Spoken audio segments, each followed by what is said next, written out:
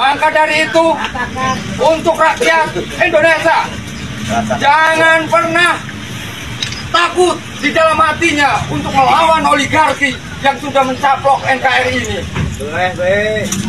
Katakan satu kata, lawan oligarki. Lawan.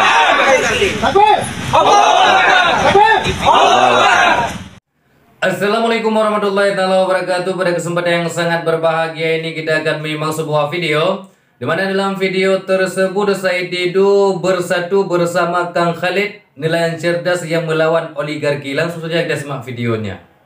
Anak buah Prabowo yang sekitar Pak Prabowo itu angkat tangan, kecuali Angkatan Laut datang dan menyatakan diperintah melaksanakan perintah Presiden Prabowo. Oke? Pasti publik bertanya, sekuat apa sih aguan PT Agung Sedayu ini sehingga semua tunduk patuh dan takut? Oke?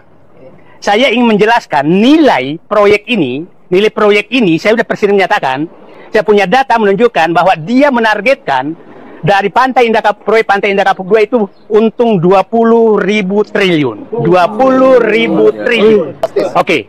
Nah, 20.000 triliun itu awalnya saya apa betul? Nah, setelah saya menghitung keuntungan yang dikejar dari, nanti Pak Holik menjelaskan pagar ini, dari jual beli pantai yang baru 30 km, yang kira-kira panjangnya itu akan mencapai 70-80 km sampai Selat Sunda. Nah, kalau di sini saja, ini Pak, ini sekitar 1 km lebih nih.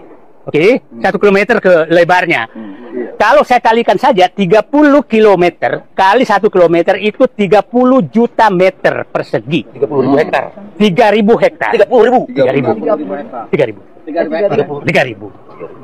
3.000 hektar. 3.000 hektar itu 30 juta meter persegi. 30 juta meter persegi. Dan kita sudah tahu bahwa modus yang dilakukan adalah mensertifikatkan, memberikan surat hak kepada rakyat yang dilakukan oleh kepala desa dan aparat BPN untuk memberikan hak kepada rakyat seakan-akan laut ini adalah bekas daratan. Nanti Pak Holik, bapak-bapak lain menunjukkan bahwa ini kebohongan besar. Artinya mereka sudah menjual belikan laut. Dan ini kalau dihitung, laut yang dijual di PIK 2, pinggir laut itu 40-50 juta per meter persegi. Oke? Nah, biaya reklamasi kalau 3 meter itu, 3-5 meter itu 5 juta. Ya 8 meter 10 juta. Nah, jadi saya menghitung bahwa saya anggap rata-rata lah biaya reklamasi 10 juta karena ada biaya nyogok di situ. Nyogok mulai dari preman sampai tokoh politik sampai ulama sampai pejabat pejabat hukum, mungkin sampai orang yang terpilih jadi presiden itu disogok. Betul. Dana sogokan dari sini saja, pantai ini saja, itu perkiraan saya dia siapkan 100 sampai 150 triliun yang 30 km. Yang 30 km. Kalau sampai 100 km berarti bisa lebih dari itu. Dengan menyogok itu, biaya reklamasi, dia nanti istilahnya restorasi itu bukan reklamasi. Maka mereka masih untung 1.500 triliun. Bu, sana ibu. 1.500 triliun dari pemagaran laut ini saja. Jadi bersabarlah kita menghadapi. Ini hanya perlawanan rakyat semesta yang bisa melawan oligarki yang sudah membeli pejabat-pejabat seperti sekarang. Nah, itulah yang terjadi. Saya berharap Pak Holik, bapak-bapak, ibu-ibu semua, mari selamatkan Indonesia dari perampokan negara. Nah, ini baru laut. Yang kedua, modus yang kedua adalah kita harus kejar hasil pembelian lahan rakyat yang diintimidasi. Diintimidasi itu juga puluhan ribu hektar. Nah, dan pastikan bahwa transaksi Rp50.000 pasti intimidasi. Pasti. Oke? Sungai yang diuruk. Ya. Yang kedua adalah hasil kriminalisasi. Karena berbeda mereka. Lahan-lahan pemilik lahan yang luasnya tinggi, luasnya besar, itu dikriminalisasi dan dimasukkan penjara supaya dilepas. Dan itu banyak juga terjadi. Yang ketiga adalah aset-aset negara yang diambil. Aset-aset negara yang diambil itu jalan, sungai, irigasi, lain lagi. Itu kita harus audit. Jalan-jalan desa, jalan provinsi, jalan negara yang sudah diambil oleh mereka, yang ditimbun oleh mereka hilang, itu ganti ruginya berapa dan bantaran sungai dan lain-lain itu harus dibuka semua, jalan desa, irigasi. Nah, yang kedua, yang ketiga adalah, yang keempat adalah pengambilan lahan mangrove yang 1.500 hektar yang selama ini dikelola negara lewat badan usaha milik negara perhutani bersama rakyat, sekarang diserahkan ke Aguan dan kawan-kawan. Apa haknya Aguan dapat keistimewaan dari Jokowi mendapatkan lahan 1.500 hektar? Kenapa Holid aja nggak dikasih, Pak? Bisa aja. Jelas orang sini. Nah, itu harus kita usut. Apa kewenangan Jokowi menyerahkan itu?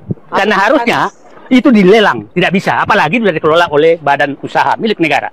Dan yang terakhir adalah inilah jual beli laut. Saya suatu saat akan menghitungkan semua angka yang 5 kasus tersebut.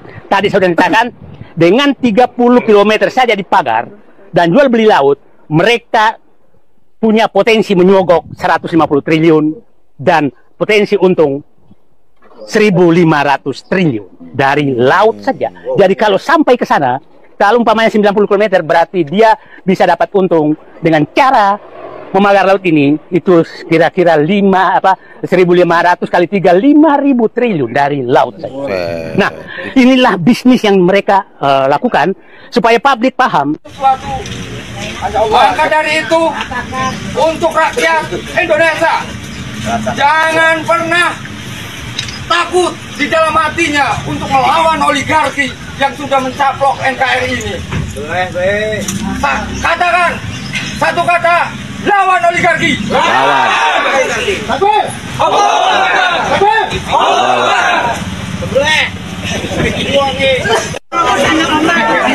Tadi beritakan saya beli tiket. Anda mau mana? Saya namanya siapa taruh.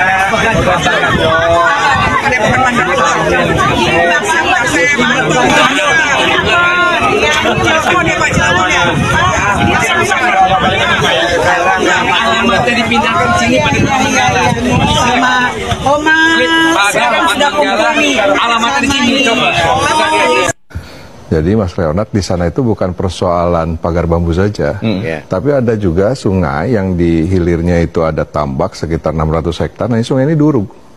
Bayangkan ini kali yang untuk kebutuhan masyarakat, petani, ya, petambak, ya, ini ternyata sudah rata dengan tanah, sudah luas sepanjang 2-3 km. Ya, sungai ini durug. Nah, sehingga salinitasnya tinggi dan tambak ini pada akhirnya mati. Sebagian masih ada yang mempertahankan, tapi sudah tidak ditanami lagi. Karena air lautnya jadi masuk ke situ, ke tambak-tambak itu. Ya, tidak ada salinas, karena tambak perlu air tawar juga. Nah, ini Bang. Dan gara-gara seperti itu akhirnya banyak petambak juga yang menjual. Secara akhirnya terpaksa lah. Ada yang memang secara sukarela, ada yang terpaksa, ada yang juga yang masih bertahan. Nah, di sebelah depannya itu, nah, itu pantai yang di pagar laut itu. Hari ini Sabtu tanggal 11 Januari 2005. Ini yang saya berdiri di sini. Ini adalah awalnya kali. Ya, kali namanya Kali Malang, ya. Kali Malang mungkin lebarnya kira-kira 20 meter, ya. Dan ini sudah durug rata dari sana terus sana. Mungkin sudah 2 atau 3 kilometer. Jadi yang ingin saya sampaikan di sini adalah betapa kejamnya pengembang PSN PIK 2, ya. Tanah rakyat sudah digusur, dibeli dengan harga yang sangat murah, 50.000 per meter, tapi kali juga ternyata diambil juga oleh pengembang PSN PIK 2. Bayangkan ini kali yang untuk kebutuhan masyarakat, petani, ya, petambak, ya. Ini ternyata sudah rata dengan tanah, sudah luas sepanjang 2-3 km. Bayangkan ini. Kali sungai milik pemerintah saja sudah dirampas, apalagi tanah, ya, milik masyarakat. Itu yang menjadi fakta kita yang harus kita sampaikan kepada pemerintah. Moga-moga Prabowo memberikan perhatian terhadap masalah ini. Nah, sahabatku yang dimuliakan oleh Allah Subhanahu wa Ta'ala, mungkin cukup sekian videonya. Semoga bermanfaat dan berkah. Assalamualaikum warahmatullahi wabarakatuh.